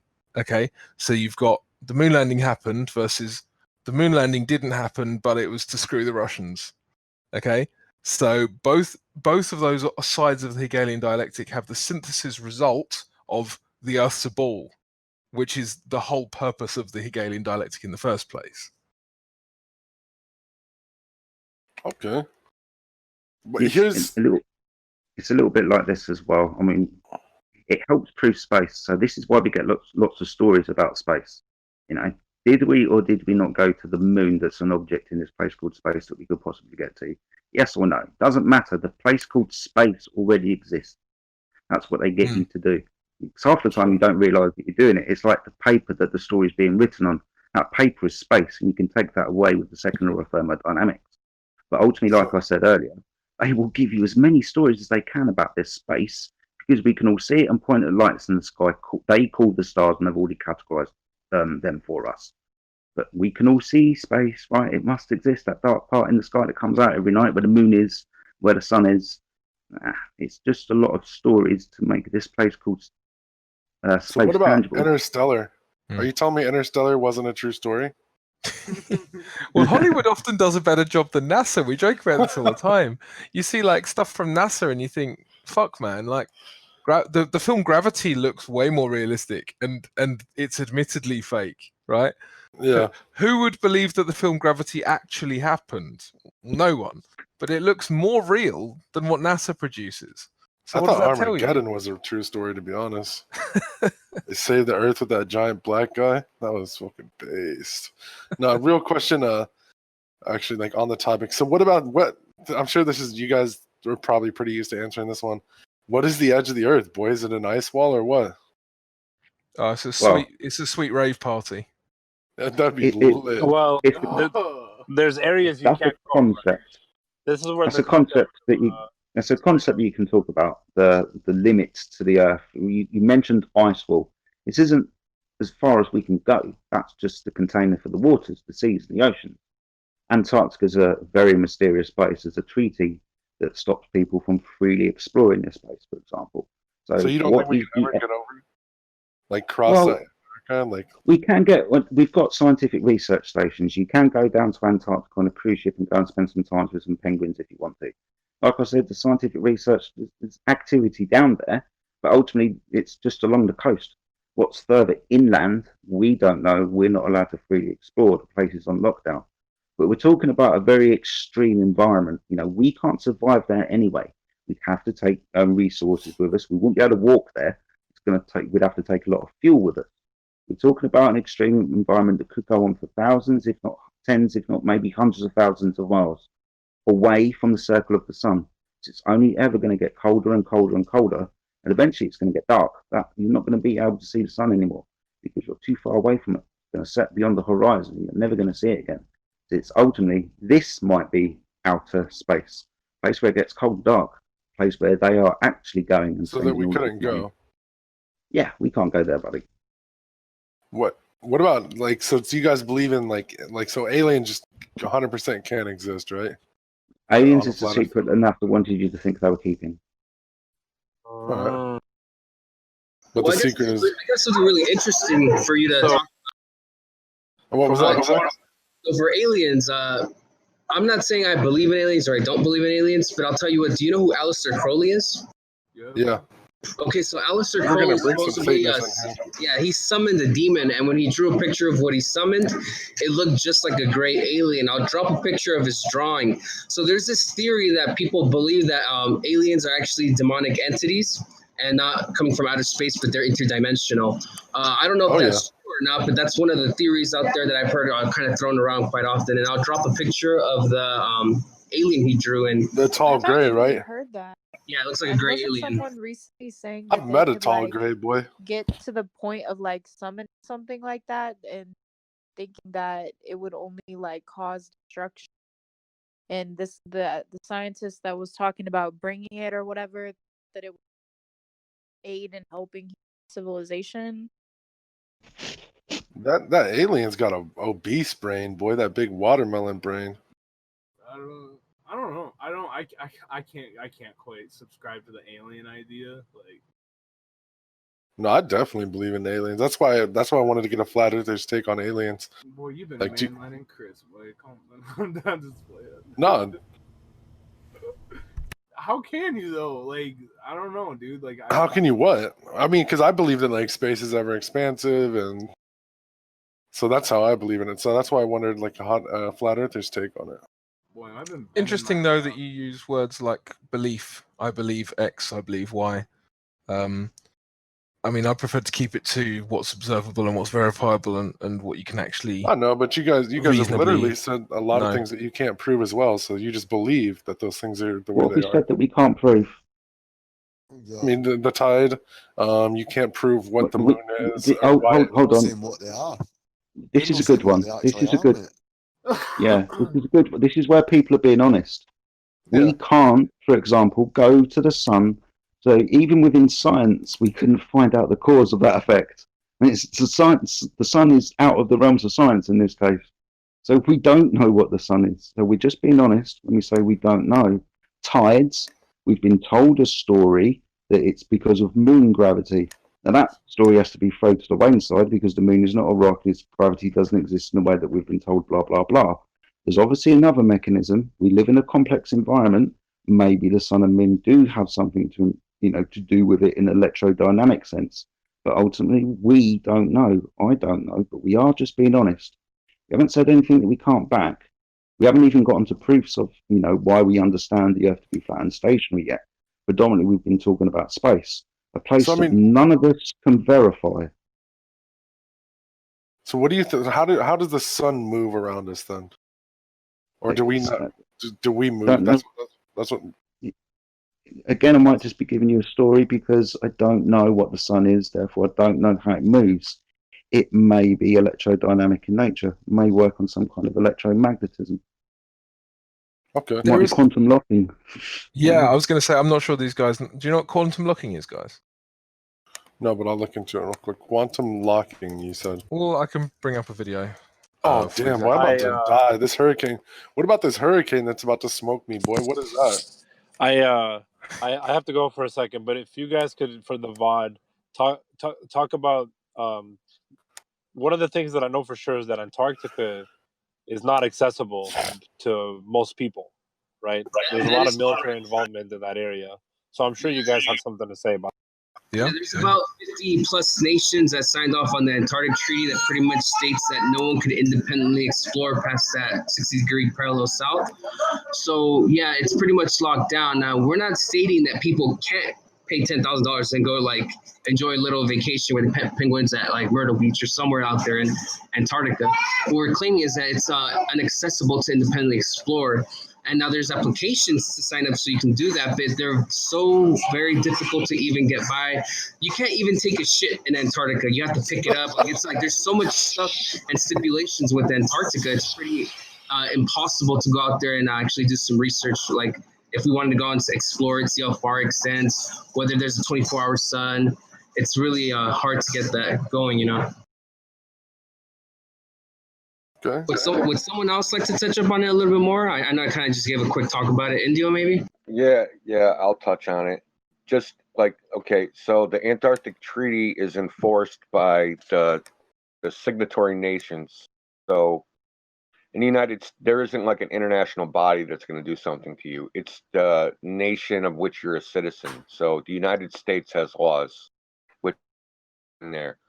So the United States laws, if you wanted to go to Antarctica, you need an environmental assessment from the EPA. You need a permit from the National Science Foundation. You need approval from the United States State Department. You need an emergency evacuation plan in case you get hurt.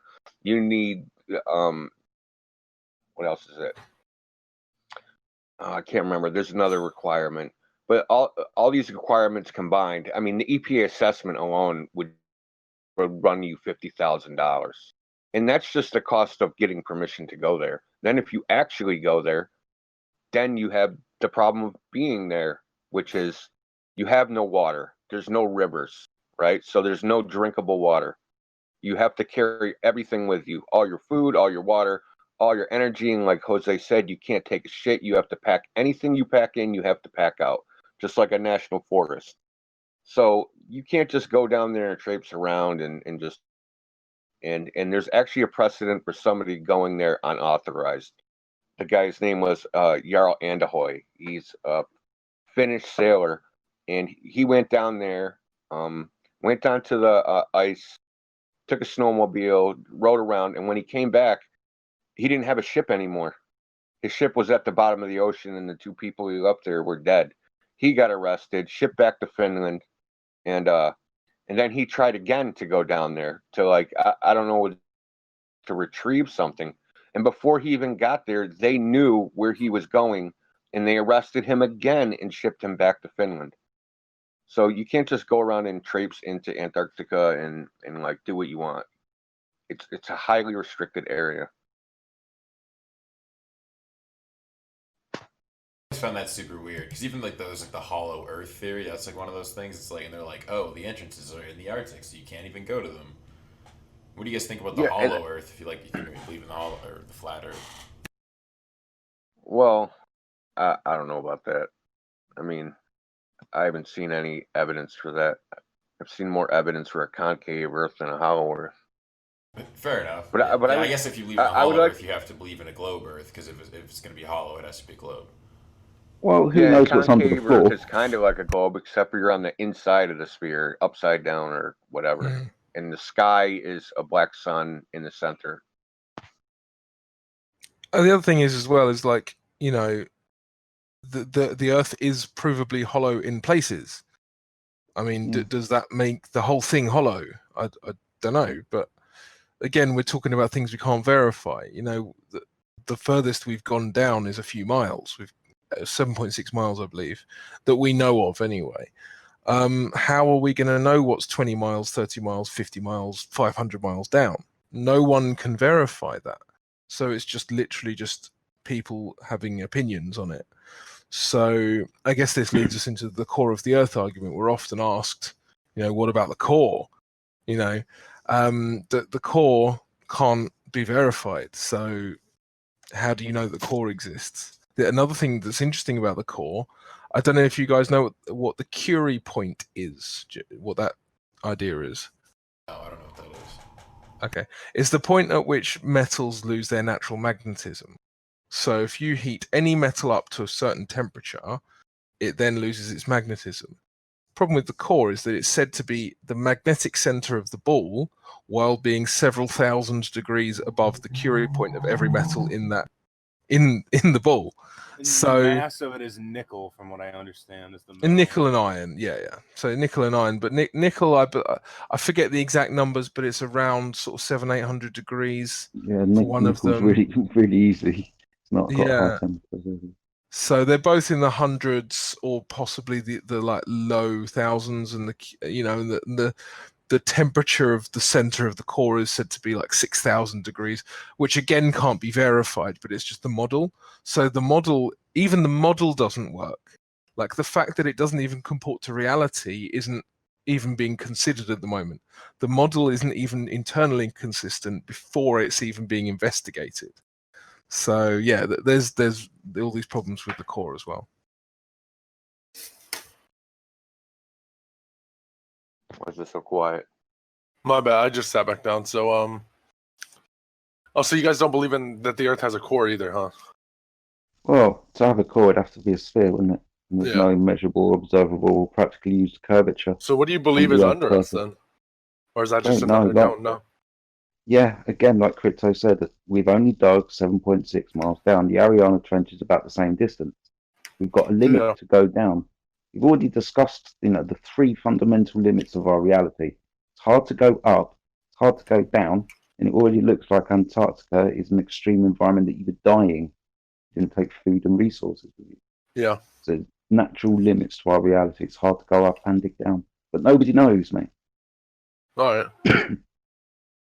Boy, we need to get Kyrie on this shit. We need some funding, some evidence.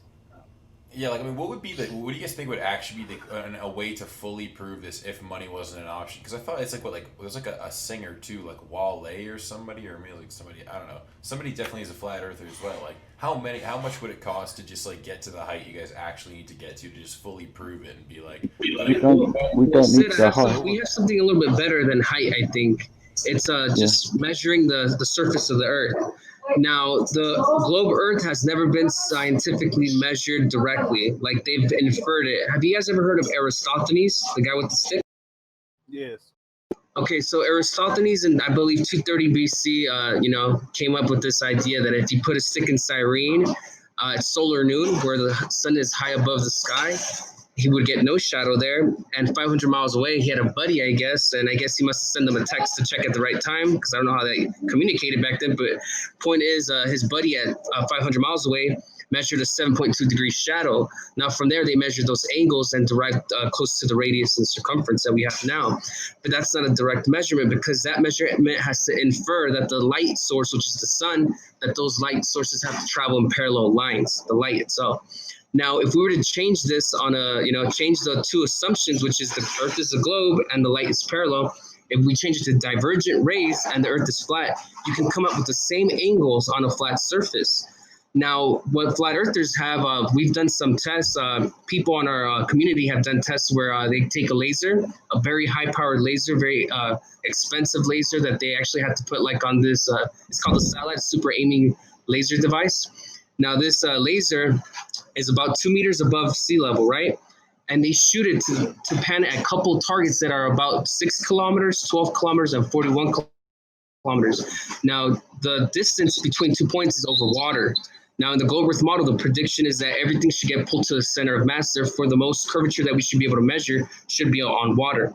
Now, the curvature rate is roughly about 8 inches per mile squared. Just so you get an idea, at 10 miles, there's 66 feet of drop, meaning from point A to point B, point B would be dropped 66 feet from point A. Now, the point of the laser is to use that as a straight edge, right? Like a ruler, like we're putting a ruler on a ball. That point from point A to point B, there should be a drop off, right? So the targets that are being hit by this laser are about 1.5 meters of height, and the furthest target was about 25 miles. Now, at this distance, that puts the lowest target to hit on the globe model is 90 meters of height. But these people are able to pan targets that are 1.5 meters, showing that there's no convexity to the surface of the Earth. In these measurements, at least. So the globe predictions actually fell when you actually directly measure the surface of the Earth. But you just gave us evidence from like what 200 some BC, like, and like it hasn't been redone. I don't know. And let me say this. You said you have something better. You have something better than getting height and getting like a snapshot to like fix my doubting Thomas. No, he said he would want something better. No, he says they have something better, and it's measuring the curvature of the Earth. So if I got really high and I took a picture and it had Bigfoot in the image, would you like accept that? Boy, I'm a doubting Thomas. I need to go up there myself. No, like with images though, imagery in and of itself is subjective, like the interpretation of. Would there be like a flat earther that you guys would trust that could go up and be like the vessel to say, boys, it is in fact round or flat? No, because then you're still going with trust. See, that's the thing. We don't want to have to trust anybody. Okay. If you take what Jose said, and he said in something BC, someone proved it, right? So why can't we prove it in 2019 to ourselves? Yeah, we're more technologically advanced, we're smarter, we're better, whatever. Why can't we prove it? Why do we have to rely on some, stranger that we don't know to go on TV and say, yeah, I did this. Here, look at these pictures. But it comes to a more fundamental. Think about what they're claiming. Just if I showed you video of something fantastic, like someone flying, or elves, or ghosts, or aliens, or anything like that, you wouldn't believe any of that. So they show you images of people floating around or experienced. A ball you've never seen floating, way up into space, something you've also never experienced, and all these kinds of crazy, magical, fantastic things that you've never experienced, and you have no way of judging, the reality of that image or video depicts reality. Why would you just believe it? You should apply the same skepticism that you apply to any other thing. I'd have to stick my fingers in the side of Jesus. I have to be right there, dude. I have to be up there seeing it. That's what I'm saying. That's the thing is, I know you guys said you get this a lot, but why? Like, what does anyone gain from this? Like, just like all this like you gotta agree. There's just tons and tons and tons and tons of information out there about space and planets and all this shit. I know. What do they gain? What gain? Well, what gain do people get from pulling the wool over your eye? Well, like I explained earlier, what they've done is they've given you a new creation story. It's called the ontological primitive, the dichotomy of creation, how the earth got here and how we got here. In every single argument or debate about this, every single point will land in one of these two camps, point A or point B. Point A is that a creator, an intelligent source, created the environment, the earth, everything you see, and you to experience it.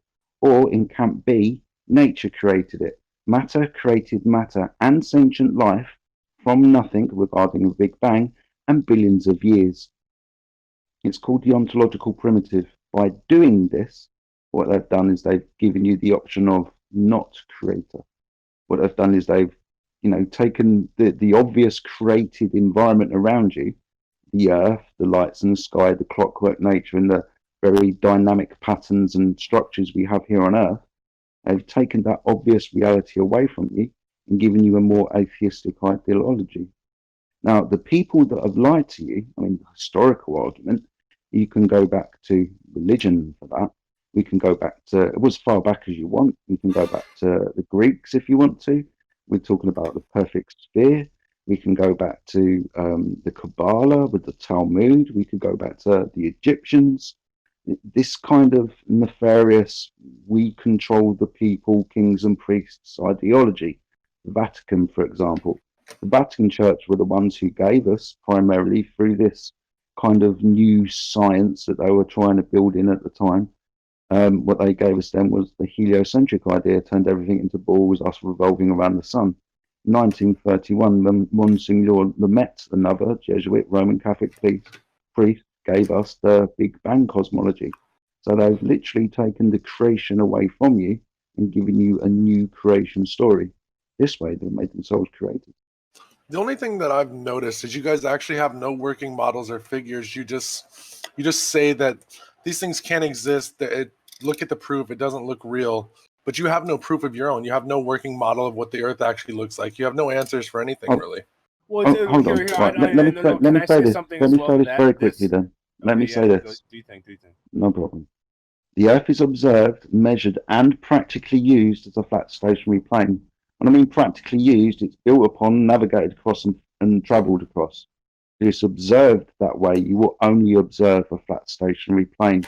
No matter the altitude that you gain, the horizon will always rise to your eye level, and you will, with high-powered optical equipment, see things in the distance, 10, 20, 30, 1,200 miles away with an altitude that you shouldn't be able to, so we don't observe the ball. We practically measure over vast distances of water between lasers and hitting target. This is a direct line of sight shot. This is impossible on a curved surface, thus demonstrating that the water below that laser line is indeed level. How water always appears. You notice how water reflects light, yeah? Like a perfectly level surface. Cut glass. When you're driving down the road and you see a bit of rain, you see the lights in the road. It's exactly the same way that all large bodies of water reflect light. The sun's light. If you're at altitude in a plane looking down at the surface of the seas and the oceans, reflecting light like a perfectly level surface. What is an eclipse then? How do you guys explain solar and lunar eclipses? Back to the sky again. Yeah, so basically, I've noticed that talking, like I'm trying to be very objective, not rude, but basically it's like having a debate with a Christian. Anything you can't prove, you just say, well, it's just a miracle, or it just happens, it just is that way. No, well, what can you prove? Okay, can I just? No, I let him say his piece, but my thing is, Sketa. Here's the thing too: is like from where they're coming from, the only actual science-based funded shit is out of like control of like normal civilians. Like that's the thing is they lack the ability to do it. I mean, but have you ever debated a Christian? It's much the same. You ask them anything that they can't prove. All the time. It just happens. Talking about belief, bro. None of us have been speaking about belief. We're talking about. But you do. You are talking about belief. These are things. No, you actually, believe. I think this is fundamentally different. Can I explain to you why I think it's fundamentally different? Because you're talking about the God of the Gaps fallacy, right? But actually, we're doing the opposite. We're saying, sorry, Panto, can you mute, bro? Somebody's echoing. Panto. Okay, you're good now. Yeah, so you're talking about the God of the Gaps fallacy, which, yes, when you debate some Christians, if they don't have an answer, they say God did it. I understand. Anyway, you have a misconception. Flat Earth is not a model. Now, you have no working model. It's not. Listen, because it doesn't require a model, because it's not a physical theory. Right? We're not trying to explain phenomenon. We're only trying to determine what is, just like you would determine like the shape of your kitchen floor, the shape of a table, the shape of your house. You don't need a model. You don't need a theory. There's no theory of the shape of your house, right? We're only saying, listen, we go out, we measure this, and it's flat. It does not show a convex surface. Now, why that is, who knows, right? But it's just an empirical fact that that's what happens. Right, you believe that there's some that explains all the phenomenon perfectly. That's ignorance, because in fact it doesn't. So I'll give you a perfect example. In 1597, the Barents Strait was named after. They got their ship was stuck above the Arctic Circle. So as you know, when you're supposedly above the Arctic Circle, it's 24 hours of darkness. So they're waiting for the sun to come back up. I lived in a place where the sun is like that as well. So yeah, I'm actually well aware that that's true. For the sun to come up, so the ice will melt, so they can get their ship out.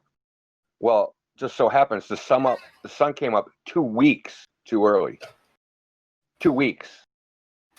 Not like a few hours, not like a few days, 2 weeks, right? And it came up every day for those 2 weeks early. Right, so there's an example of where the model didn't work. There's tons of examples. But okay, that's like some hearsay bullshit. But I've lived in a place.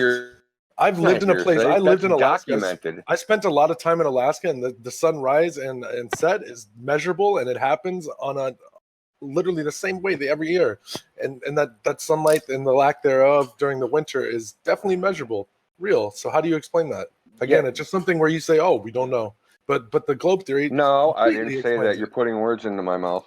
I didn't say that. No, we don't know. I just gave you an example where the model doesn't work. But that's all you guys can say. All you guys can say is, well, this story proves that it didn't happen that way. But that's just bullshit. Let's not say that. Listen. Hold on. Let me finish. Let me say this, dude. Because you're trying to make as if the flat Earth and the globe Earth are equivalent.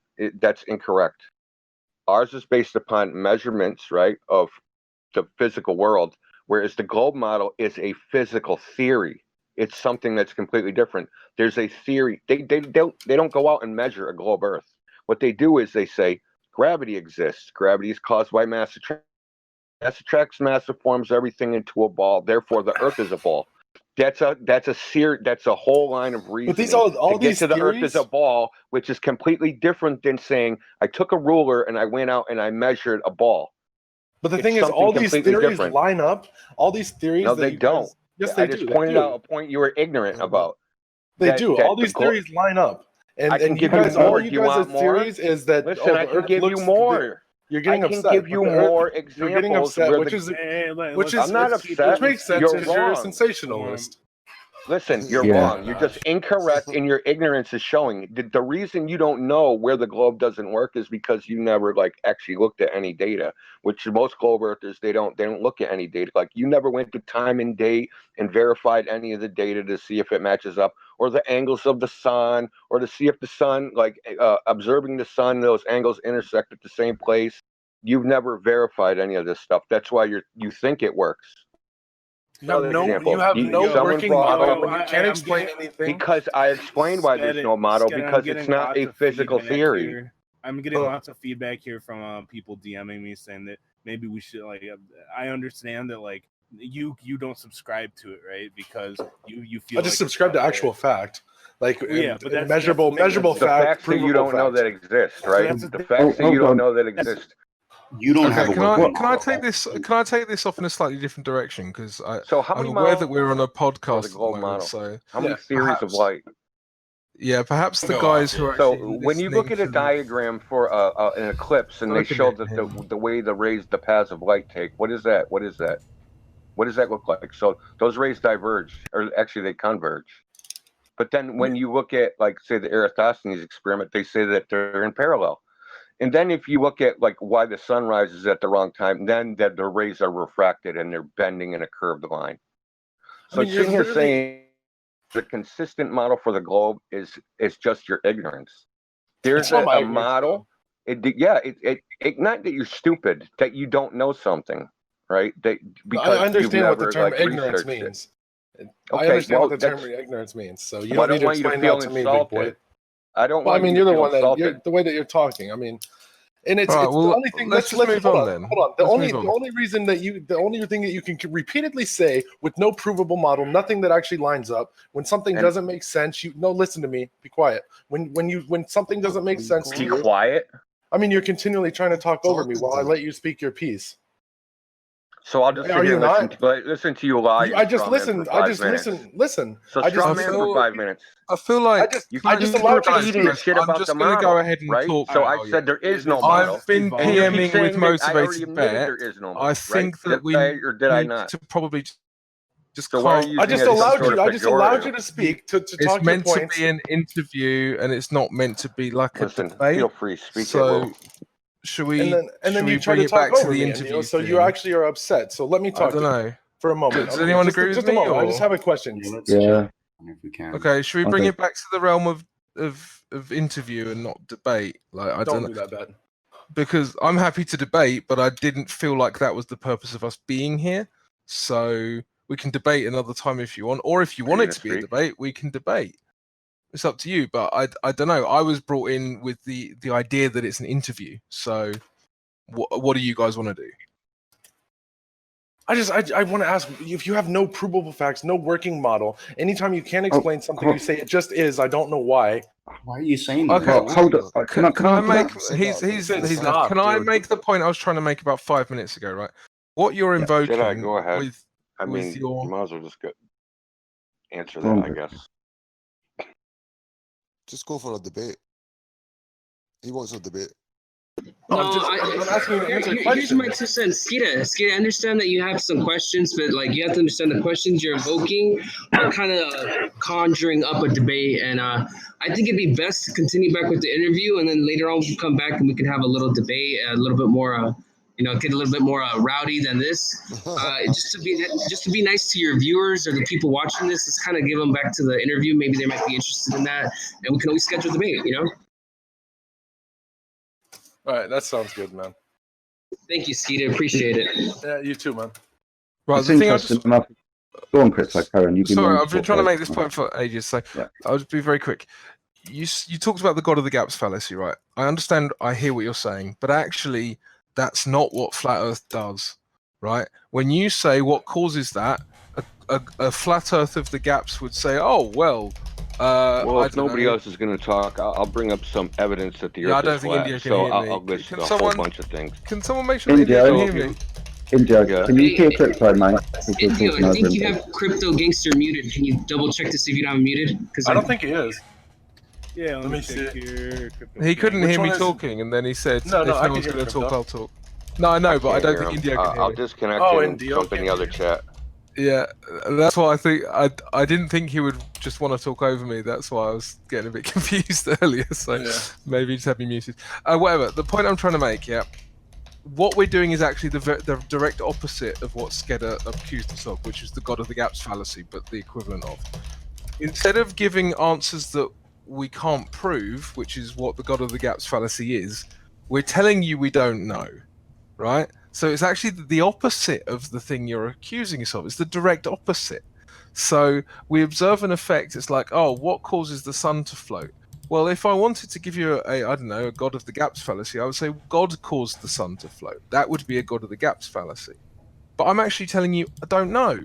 So it's the very opposite of what you're accusing us of. Can you guys move India back up to when you get a chance? Sorry. Well, here's the thing: is what I think was going on there. There was a little miscommunication. Skedit felt like he was being talked over, unfortunately, and that kind of heated him up. This boy's high T. He's got that high testosterone. So what the thing is, what I really like to do, I'm the guy who came in, talked to you guys, like, yo, come through. We really appreciate this, but like that, yeah, there's just a little bit of a miscommunication. However, you can't expect us to like subscribe to this outright. Like we get that, yeah. But that's why the interviews. So that's why it's an interview, right? We've got different ideas, and you're here to absolutely. And dude, this is like our third like our big podcast, and we're getting there. But you guys are bringing the content. I'm loving it. Like it's just yeah. But I guess if you want me to go back, I'd love to just string this right on back in. Why do you think that we will never ever get an objective eye view of a flat Earth ever? Like, because I need to see something. You know what I'm saying? It's not necessarily true. Well, you don't think that could ever happen? Because like the guy before, he was saying we're gonna have to fly everybody up into space and personally see it with their own two eyes. Like you can't just have a picture, this and that. Kind of he's talking about verifiable evidence though, and I do agree with him on that point. Like if you can't verify it, then you can't know it to be true. But I think Jose then touched on that earlier, and he said, well, you can just measure the ground. So why not just measure the ground? That's something we can do from here on Earth. And that's the thing. That's what we do. There should be, according to the Ball model of 24,900 miles in circumference, there should be curve over water. It's 71% of the Earth's surface, yeah?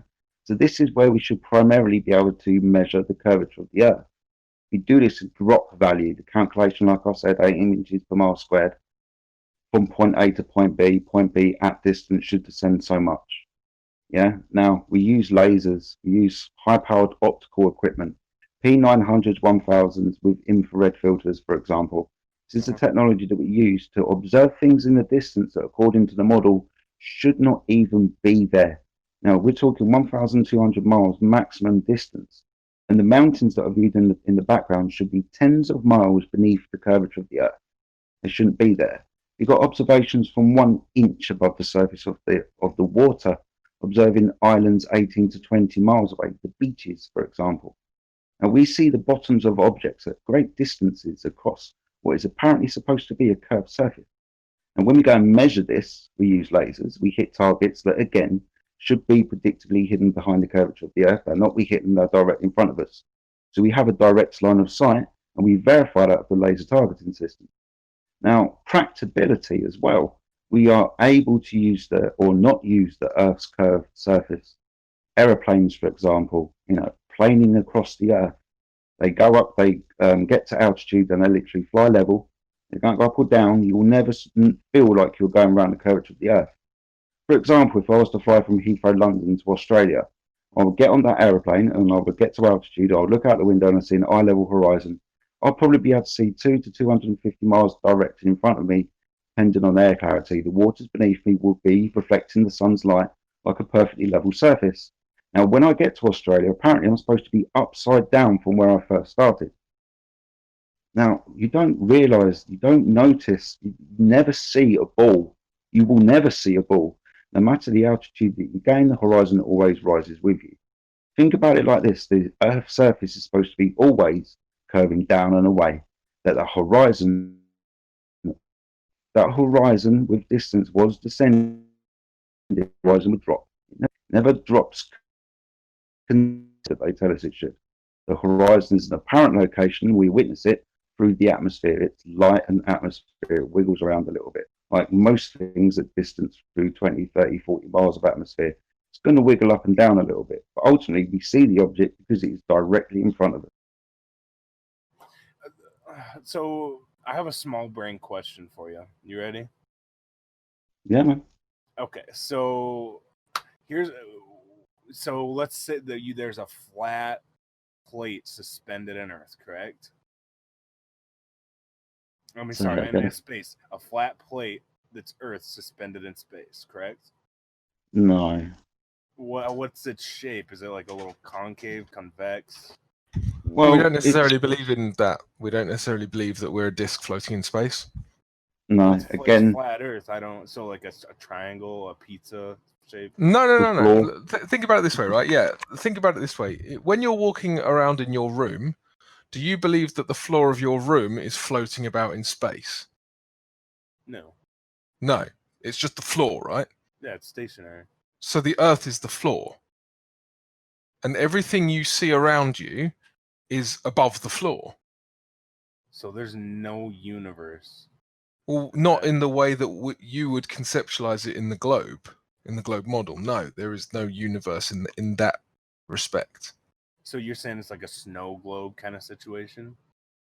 I don't necessarily subscribe to the dome. I know that there are certain people who talk about a dome and they'll say, here are certain reasons why a dome would be logical, and a couple of those guys are here. They can give you those opinions. They can probably argue them more intelligently than I can.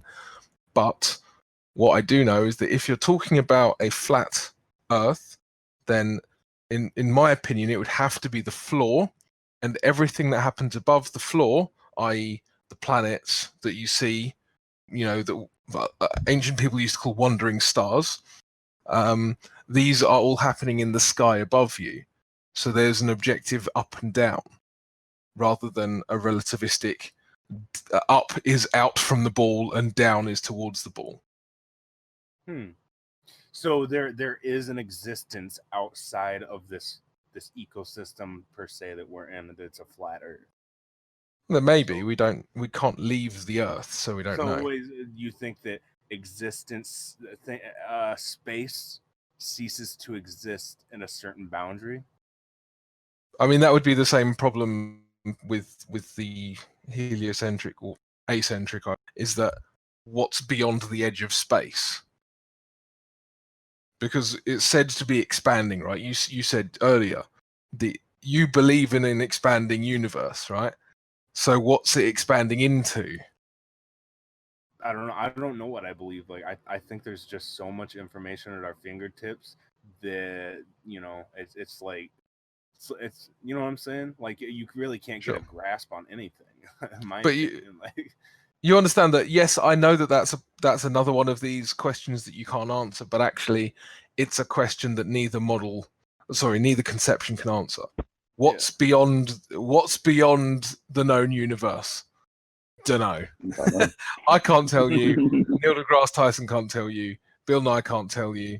You know, no one can say. But what we can tell you is what we can observe and what we can verify. Well, and this brings me to like my small brain question for you is like, so, oh man, that doesn't even work, because like I always like see pictures of when I think flat Earth is like a disc, just like in the sky or something. But like, see, that just throws me off. Yeah, that's crazy. And I feel like that's awesome. We can like, we just said like, boy, there's too much damn information. Like, all we can really do is just observe and theorize. Like, there's really no solid fucking concrete, like, any evidence on fucking anything. And with everything's just been so diluted, it kind of makes sense where it's like, damn, we could look for an alternative thought process that makes sense in a certain way. That's really awesome. You guys are able to like do that, like come together as a group for that. So the shape of the Earth is an observation and measurement question, isn't it? We're talking about the floor. So we observe it, like I said, long distance observations across the water, and we measure it across water. Yeah. There you go. The Earth is observed and measured to be flat. That's it. Yeah, you have to understand, like, I feel like I'm too low IQ to like wrap my head around this. Like, it's hey, motivated Ben, sorry to cut you off, but you're not low IQ, man. I was exactly where you were when 2015, when I first heard about this. All these terms we're speaking of, all this like stuff we're talking about, I would hear guys talking like how we're talking now, and I always thought, damn, I'm too stupid to get this. But if you're really interested in looking into it, I guarantee you within a couple of months of research, you'll get to understand a lot of the things we're describing, like when we're talking about certain laws of physics and, you know, all that stuff. It's not that hard. They've made us believe that you have to have a PhD, you have to go to Yale University just to like grasp this knowledge. But in reality, it's like so easy. You can just self-teach yourself these, you know, these principles and build from there. Now, the whole sky thing, here's the problem. When we think of like a globe Earth, a lot of the proofs come from places we can't validate. I know we touched up on this earlier, but like we're told like how eclipses work. We're told, you know, how distances of stars or how stars can't be seen all over the Earth, and that proves it's a globe. All these things are pretty great. You know, they do support a model somewhat. But in reality, when we go down to Earth and we measure like the direct surface of the Earth, we don't measure the convexity that the globe presupposes, which is about 24,901 miles of circumference with a radius of about 3,959 miles. We don't measure this convexity in any of the measurements we've done. Now, I'm not saying that the measurements 100% prove the Earth is flat, but so far the measurements have proved that those areas, which to me, it does prove it's flat, because if you believe in gravity, you'd have to know that the water should have that curvature rate, you know, that the globe presupposes. And we haven't measured any of this. So like, there's definitely a lot of room for new ideas, a lot of new room for a new alternative. All we're here to do is present our views, and I hope you guys are enjoying this so far. Yeah, so we actually got Sludge Babe in the chat. We spoke to her earlier. She's from the drug Discord. She said she was in the chat actively kind of asking questions and talking. I think she's got some questions for you guys. You there, Sludge Babe? Cool. I just wanted to present what I kind of realized talking with the people in the Twitch chat is, how do I put this? It comes down to, like, I don't think we can actually disprove them by talking. I think they have an explanation for every single point, and it's a valid explanation at that. It's actually, like, valid points that they're making. So, like, what kind of made me realize this was that the whole gravity discussion we were having, like, gravity is technically a theory at this point, because Newton's man, I'm on drugs, I'm sorry. That's okay. I think I go into, I think I see where you're going, like yeah, I don't know, was I talking to somebody who's in this chat? I was actually in the chat. I was under an alias, Duke Silver. That was like my old Twitch. Yeah, you get what I'm saying. It was the Aether theory versus Einstein's theory of relativity, and they're both theories, and you gotta just choose which one to fucking pick. And it comes down to like arguing over pretty much which God is real. Like, that's exactly it. But that's the thing, is this forum like actually brings people together to like think about that shit. Everything is literally a theory when you think about it. You can't base fucking anything off reality, dude. You don't even know if like right now I'm fucking AI talking to you and you're in a matrix getting like well, now we're getting into like philosophy. Yeah. So like I can blow this meditations. bitch out of the water, like really. But like that's the thing, is we love having you guys in here and like to do this. But in all honesty, like if anybody has any other topics to bring up or something, we'd love to have you guys back on. Stick around in the Discord. People probably have questions, I'm guessing, like, you know, if or something like that. Hey, Motivated Bet, is this a current show you do daily, monthly? How does this work, your show? Oh, we've been kind of me, Skedit, Sid, and Kayla kind of get together. It's a daily thing. Like we just love to understand where subcultures come from, because people are so deeply ingrained in a belief set that they subscribe themselves and spend multiple hours a day on these different Discords. We love to get people out and like kind of just bring together in like a smorgasbord of a community, because in all honesty, like we can fucking scream and yell at each other all day, but like having all these people together, like that's not really done anywhere else. Oh, Turbo Choco, thanks for following, homie. Appreciate it.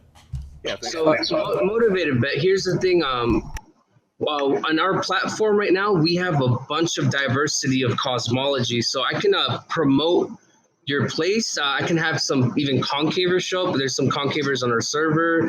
I mean, we have enough content that goes on our server that we can probably have some people come over here and you can have them as special guests, kind of like us, man. We can absolutely. Yeah, definitely. Yeah, we would love to do that. And like and like in all honesty, like you're like, what is this going on? Where I think our ideology is, because nobody knows what the hell's going on. All we know is that we just need human interaction and connection, and we just got to bring it together, boy. Like, that's what this Discord's for. Can I just mention something quickly? Yeah, absolutely. Give me 2 seconds actually, but I will. Sorry, you carry on for like 1 minute. I'll be able to talk 1 minute. The OG fucking Faded Console gifted another sub to the boy Con Swizzle, who's like our #1 chat OG. Damn, we got some real ones today, boys. I'm loving it, boys. I'm loving it. See this is moving someplace, because we're able to like objectively look at different things that we've never looked at. Like I don't spend hours on researching the flat Earth, and like hearing this kind of stuff and like being able to kind of connect the dots. It's like, okay, maybe that's a little bit more of a piece to the puzzle of like what the fuck is reality. Like, you know what I'm saying? Like maybe that's a little too deep, but yeah. No, I agree, man. Console balling out, man. He just bought Duke Silver a fucking sub too. Jeez, see underneath the links that I posted for the server, there's a Google Drive link that's got literally like gigs and gigs worth of data. So imagine if you kept a hold of that. There's thousands of memes. There's the PDFs for the laser test. There's literally hundreds of links and stuff in it. So yeah, I'm actually interested in this. Like, you guys, in all honesty, you're the biggest Discord we've interviewed. There's so much wave behind this that, you know, this is a reality to people, and whether or not it's real, like it's not to be ignored. So, well, it's what we experience, bro. You really need the TV to tell you you live on this ball flying through space. When it comes down to it, in your own experience, we don't see any of this. We don't feel movement. We see water seeking level and laying flat. Almost 3/4 of our surface is water, trying to find its equilibrium and lay flat. So if it's not being manipulated, it's laying flat.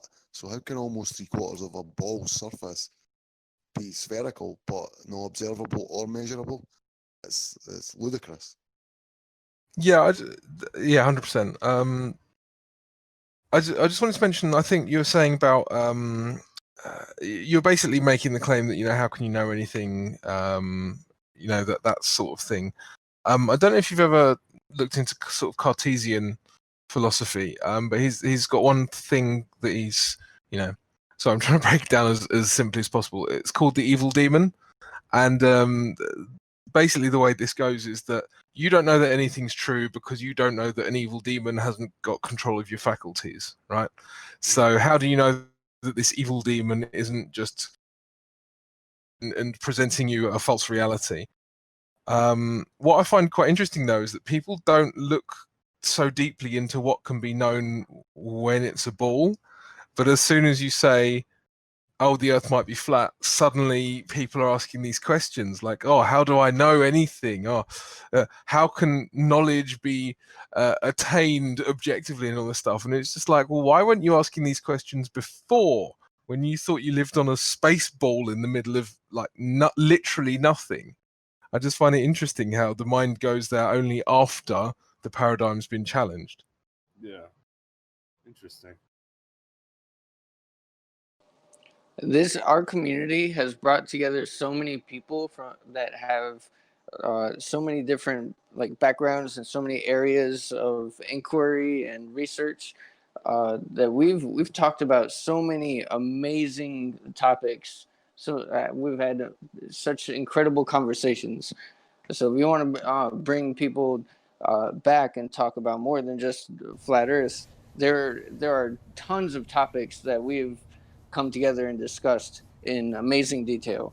Well, definitely then. Yeah, we'll absolutely have to have you guys back on. This was a fantastic interview. And I think we should probably do like another deep dive after maybe we've done some like if we're gonna have like maybe a discussion or more of a debate style thing. I think there's definitely more research needs to be done by people on our side. Maybe we could like even just have some of the people from the other communities come in and talk to you guys. Like I'd almost be interested in seeing what the incels think about you guys. Like it'd be interesting to hear what their perspective is on the flat Earth.